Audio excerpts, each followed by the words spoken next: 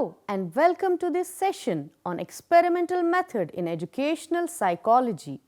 In this module, we will explore one of the most scientific, systematic and objective approaches to understanding human behavior.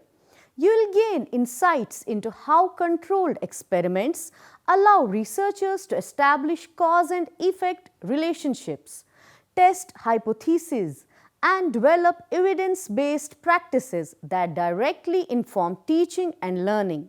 Together, we'll examine the key characteristics, steps, types, and strengths of the experimental method, while also reflecting on its limitations and ethical considerations.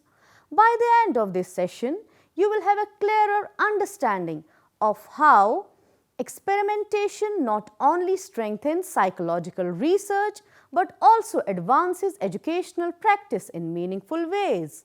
My dear learners, as we came to know through our previous sessions that essential aim of educational psychology is to make teaching better and assist teachers understand how students learn and what teaching approaches work best to help students learn in the classroom. It also helps teachers come up with new ways to teach that make learning better in the classroom. In order to achieve this, we have to study how people act in a systematic and scientific way. To get the information needed for the study, scientific procedures must be used to collect and organize it. There are several methods that are applied in educational psychology. In this module, we will discuss experimental method as one among these methods. The experimental method is particularly considered in educational psychology because it is systematic and scientific. It involves manipulating independent variables to see how they affect dependent variables while controlling other factors that could affect the results. The fundamental goal of this strategy is to make explicit connections between causes and effects in domains of learning and human behavior. It helps researchers figure out how certain teaching methods, treatments, environmental factors or psychological strategies affect students' grades. The use of experimental method in educational psychology became more important when researchers started to emphasize the need for objective and empirical ways to explore how people act. This change made educational research more scientific, which helped the development of strategies based on evidence. By using this controlled and methodical approach, educational psychologists may test their ideas, see how well different teaching methods work, and give practical advice on how to make teaching and learning process better. The experimental approach is very important to the field of educational psychology since it gives us a reliable way to figure out which methods work best to improve learning. The term experiment derives from the Latin word experimentum, signifying a test or trial. The experimental research method is a systematic approach wherein a researcher manipulates one or more variables and analyzes the resultant effects on another variable. Cause and effect relationships are established through the experimental approach. Experimentation offers a means of testing hypotheses. Upon defining an issue, experimenters propose a preliminary answer or hypothesis. They evaluate the hypothesis and either validate or disprove it based on the observed relationships with the controlled variable. The validation or refutation of the hypothesis is articulated in probabilistic terms rather than with absolute certainty. The initial assumptions of experimental inquiry are founded on the principle of single variable. John Stuart Mill articulated this law in his publication Methods of Experimental Inquiry 1846. He articulated 5 principles of experimental research. Number 1, the method of agreement. Number 2, the method of difference. Number 3, the joint method. Number 4, the method of residues. And number 5, the method of contemporaneous variations. These guidelines were used to help organize experiments and guide the design of early studies. The experimental method is very useful in educational psychology for figuring out how well different teaching methods, new ways of teaching, or technology-based interventions work. For example, it might be used to see if a new way of teaching helps students understand better, or if using digital platforms makes students more motivated and improves their grades. By prioritizing accuracy, control, and measurable results, this method significantly contributes to both the theoretical understanding and practical improvement of education. Moving to key characteristics of the experimental method. There are 4 essential characteristics of experimental research. Number 1, control. Number 2, manipulation. Number 3, observation, and then replication.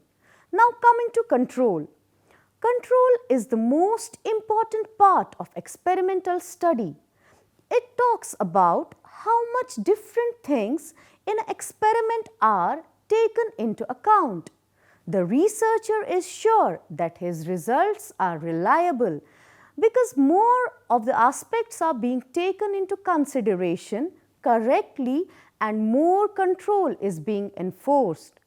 The basic goal of control in an experiment is to set up a condition where the effects of several variables can be measured.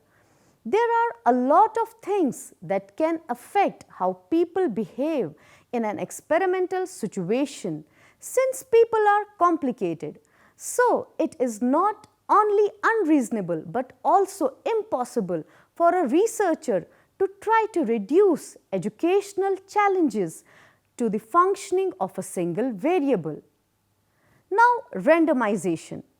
To control the inter-subject differences, mostly the process of randomization is used, which involves assigning participants to either the experimental or control group purely by chance. This procedure minimizes selection bias and ensures that each participant has an equal likelihood of being placed in any group. By randomly distributing individuals across conditions, researchers can evenly balance out potential confounding variables, thereby increasing the validity and generalizability of the results. In essence, randomization strengthens both the fairness and scientific rigor of the study. Then comes manipulation. The manipulation of a variable is a defining feature of experimental research. During manipulation, a predetermined array of diverse conditions is placed on the subjects chosen for the experiment. The collection of diverse situations is termed the independent variable, the experimental variable, or the treatment variable. The independent variable might take on 2 or more values, which may differ qualitatively or quantitatively. Sex, pedagogical approaches, attitudes, socio-economic position, classroom environment, personality traits, forms of motivation, among others, are prevalent examples of the independent variables in educational research. Now, observation. In experimental research, the investigator examines impact of modifying the independent variable on the dependent variable. For instance, learning a task could be the dependent variable. As learning cannot be directly quantified, the researcher must rely on estimations derived from the data such as test results. Accordingly, the dependent variable in a strict sense is test scores or observations about certain aspects of the behavior of the subjects used in the experiment. Now we have replication. Regardless of the researcher's objective and meticulous efforts to control extraneous factors by randomization or alternative techniques, certain inconsistencies inevitably persist and affect the experimental outcomes. The researcher can address such inconsistencies by replicating the study. Replication involves executing several sub-experiments within the context of a comprehensive experimental design. The researcher conducts many comparisons between several examples from the control group and several cases from the experimental group, all within the same experimental framework. Rather than comparing a single control case with a single experimental case, he randomly assigns equivalent participants to both the control and experimental groups, treating the comparisons of each pair as an independent experiment. Let's see some key terms in experimental method. Understanding the experimental method requires familiarity with several foundational terms that define its structure and implementation. These concepts are essential for interpreting and conducting experimental research in psychology and education. Number 1, variable. A variable is any element or factor within a study that can vary across individuals, conditions or time. Variables are central to experimental research and are generally classified into two main types: independent variable and dependent variable. Let's see independent variable. The independent variable is the component that the researcher deliberately changes or manipulates in an experiment to examine its potential impact. It serves as the presumed cause in a cause and effect investigation. Coming to dependent variable. The dependent variable represents the outcome or response that is observed and measured during the experiment. It reflects the effect that arises due to changes in the independent variable. We have extraneous variables. These are additional factors not intended to be part of the experiment, but which could potentially influence the outcome. If not properly managed, extraneous variables can skew the results by affecting the dependent variable, thus reducing the validity of the findings. We also have intervening variables. Intervening variables act as internal mechanisms or mediators that explain how or why changes in the independent variable lead to effects on the dependent variable. Although not directly observable, they help clarify underlying processes. Now let's see confounding variables. Confounding variables are uncontrolled factors that may interfere with the study by varying alongside the independent variable. Their presence complicates the interpretation of results, making it unclear whether observed effects are due to the manipulation or the confound, thereby threatening internal validity. Then we have experimental group. This group includes the participants who receive the treatment or intervention designed by the researcher. Observing their responses helps in assessing the influence of the independent variable. Now we have treatment. Treatment refers to the specific intervention method or program applied to the experimental group. In education, this might include new instructional strategies or the integration of digital learning tools. In information science, it could involve services like cataloging systems, bibliographies, or user education programs. Now we have random assignment. Random assignment is process of placing participants into experimental or control groups using chance-based methods.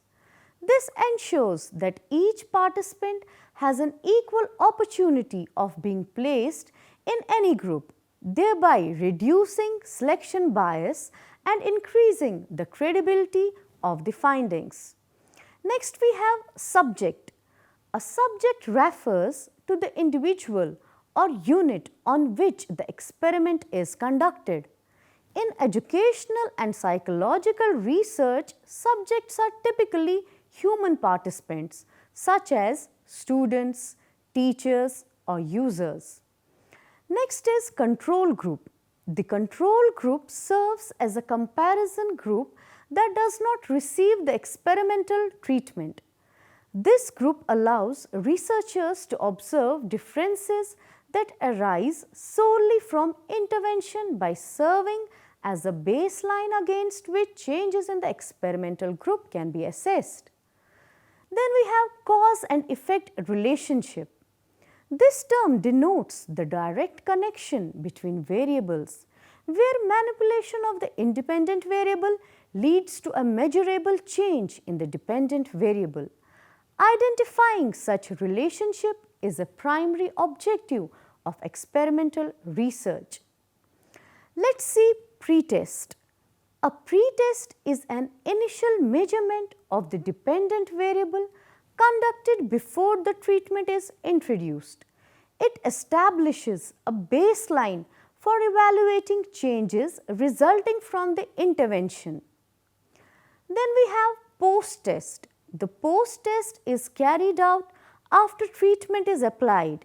It assesses outcomes in both the experimental and control groups to determine the effectiveness of the intervention. Let's now discuss steps in experimental method. In the context of experimental research, the process typically unfolds through the following 5 essential steps. Number 1. Identification of the problem. The experimental process begins with the clear identification of a researchable problem. This involves selecting a topic or phenomenon that can be empirically investigated under controlled conditions with measurable variables. The problem must be specific, focused, and amenable to experimental testing. Then comes review of related literature. Before designing the experiment, the researcher conducts a comprehensive review of existing literature. This helps to understand the current state of knowledge, identify research gaps, and avoid duplication. Reviewing previous studies also aids in refining the research questions and developing an appropriate theoretical framework. Then we have formulation of hypothesis. Based on the literature and theoretical understanding, the researcher formulates a hypothesis, a tentative and testable statement predicting the relationship between the independent and dependent variables. The hypothesis provides direction to the study and serves as the basis for data collection and analysis. Then we have selection of participants. Participants are selected from a defined target population using appropriate sampling techniques. This sample should be representative to ensure generalizability of the results. In experimental research, random selection is preferred to minimize selection bias. Next, we have assignment to groups. Once participants are selected, they are randomly assigned to either the experimental group or the control group. Randomization ensures that both groups are equivalent at the start of the experiment and that any differences in outcomes can be attributed to the treatment rather than pre-existing differences. And then we have the manipulation of the independent variable. In this step, the researcher administers the treatment or intervention, the independent variable, only to the experimental group, while the control group does not receive the treatment. This controlled manipulation is central to establishing a causal relationship. Then measurement of the dependent variable. Following the intervention, the dependent variable is measured in both groups using valid and reliable tools. The aim is to assess the outcomes and determine if there are any significant changes that can be linked to the manipulation of the independent variable. Then comes analysis of results. Collected data is subjected to statistical analysis to determine whether the observed differences between the experimental and control groups are statistically significant. This step helps in evaluating the validity of the hypothesis. Then we have interpretation and conclusion. Finally, the researcher interprets the results in the context of the original hypothesis. If the findings support the hypothesis, conclusions are drawn regarding the relationship between the variables. The researcher may also discuss implications, limitations, and suggestions for future research. Now, understanding validity in experimental method. Validity in experimental research refers to the extent to which a study accurately measures what it is intended to measure and the degree to which the findings can be generalized to other populations, settings or contexts. It is a critical aspect of scientific inquiry, ensuring that the conclusions drawn from a study are both credible and applicable. Internal validity pertains to the accuracy of the causal relationships established within the study. It addresses whether the changes observed in the dependent variable can be confidently attributed to the manipulation of the independent variable rather than to other uncontrolled factors. Now we have external validity. It relates to the generalizability of the study's findings beyond the immediate research context. It concerns whether the results obtained from a specific sample and setting can be applied to other populations, environments or time periods. Then we have construct validity. It focuses on whether the study truly measures the theoretical concepts it aims to explore. It involves evaluating the alignment between the conceptual definitions of variables and the actual tools or procedures used to measure them. Statistical conclusion validity. It refers to the correctness of the statistical analysis and the conclusions drawn from the data. It emphasizes whether the statistical methods used are appropriate for the research questions and whether the interpretations of the data are logically and mathematically sound. We can say maintaining validity in all its forms, internal, external, construct and statistical, is essential for conducting high quality experimental research. Let's now discuss types of experiments. Experimental research in psychology is typically categorized into three main types: laboratory experiments, field experiments and natural experiments, each differing in the level of control over variables and the context in which the research takes place. These approaches, while distinct, collectively contribute to the understanding of psychological processes by allowing researchers to examine behavior in both controlled and naturalistic setting. Number 1. Laboratory experiments. Laboratory experiments are conducted in environments where the researcher maintains a high level of control over all variables. These settings may or may not be actual laboratories but are characterized by standardized procedures that ensure consistency across conditions. Participants are typically assigned to groups using random methods to eliminate selection bias and to ensure comparability between experimental and control conditions. This methodological control enables researchers to draw clear cause and effect conclusions. Furthermore, the use of consistent protocols makes laboratory experiments highly replicable, which is essential for validating findings across studies.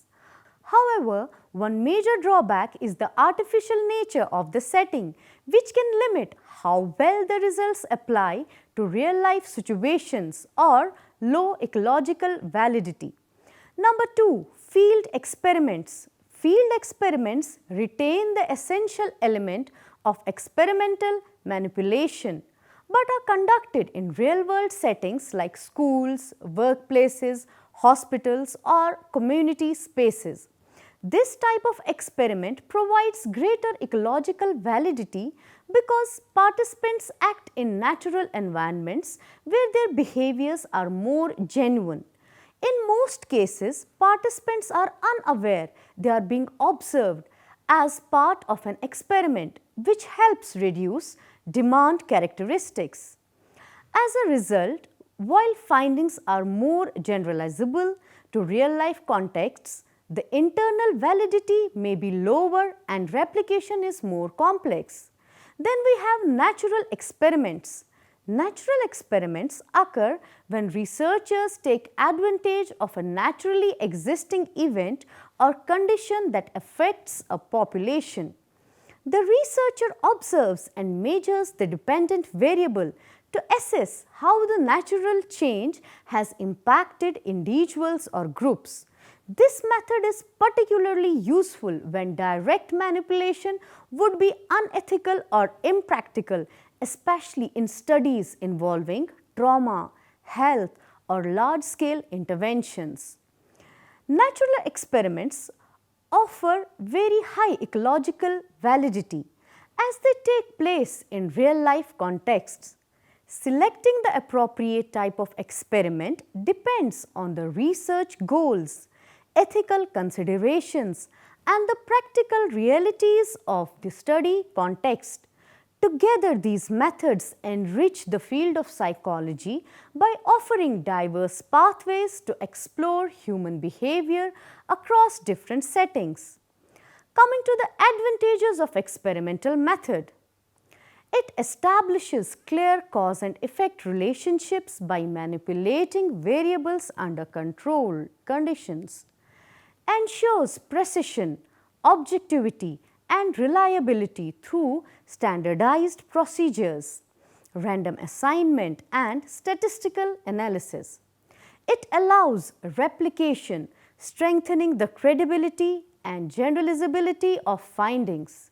It provides fine control over variables, helping isolate specific factors, especially useful in educational psychology for testing teaching methods, motivation, and learning environments.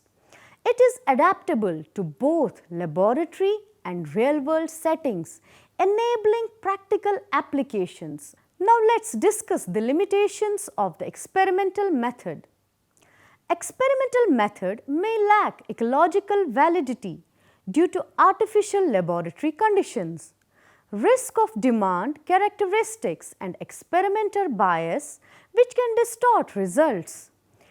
Ethical constraints limit the study of sensitive phenomena, for example, trauma, deprivation. It is difficult to fully control extraneous variables, especially in field settings. Then comes randomization. randomization, while ideal, is not always feasible in real-world contexts. Now coming to the conclusion. As we are approaching towards the end of this session, we can conclude by saying that experimental method stands as a cornerstone of psychological and educational research.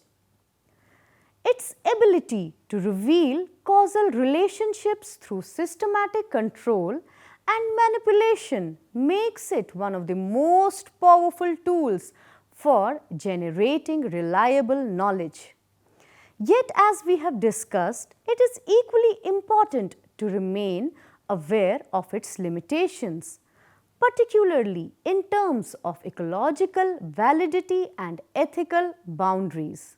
By applying this method thoughtfully and responsibly, researchers and educators can design effective interventions, validate innovative teaching practices, and contribute to evidence-based improvements in education. Thank you for joining this session. I hope it has deepened your appreciation of the experimental method as both a scientific and practical approach to understanding learning and behavior.